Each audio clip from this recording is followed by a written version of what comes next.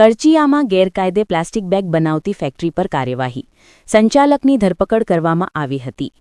વડોદરા શહેરના કરચીયા વિસ્તારમાં પ્રતિબંધિત અને પર્યાવરણ માટે અત્યંત હાનિકારક પ્લાસ્ટિક બેગનું ગેરકાયદે ઉત્પાદન થતું હોવાની બાતમી મળતા એસઓજી અને પ્રદૂષણ બોર્ડે સંયુક્ત કાર્યવાહી કરી કૃષ્ણા એન્ટરપ્રાઇઝ પર છાપો માર્યો હતો. તપાસ દરમિયાન ફેક્ટરી પાસે કોઈ લાયસન્સ ન હોવાનું તેમજ નિયમ મુજબ 50 માઇક્રોનની જગ્યાએ ફક્ત 30 માઇક્રોન જાડાઈની બેગોનું ઉત્પાદન થતું હોવાનું સામે આવ્યું હતું. પર્યાવરણ અને જનસ્વાસ્થ્યને સુરક્ષિત રાખવા સરકારે 50 માઇક્રોનથી ઓછા જાડાઈની પ્લાસ્ટિક બેગના ઉત્પાદન, વેચાણ અને ઉપયોગ પર પ્રતિબંધ મૂક્યો છે. આવા પાતળા પ્લાસ્ટિકથી માડી પ્રદૂષણ, ડ્રેનેજ ચોક થવી, પશુઓ દ્વારા પ્લાસ્ટિક ખાવાથી તેમના મૃત્યુના બનાવો તેમજ બળતરું કરતા ઝેરી વાયુઓના ઉત્સર્જન જેવી ગંભીર પરિસ્થિતિઓ સર્જાય છે.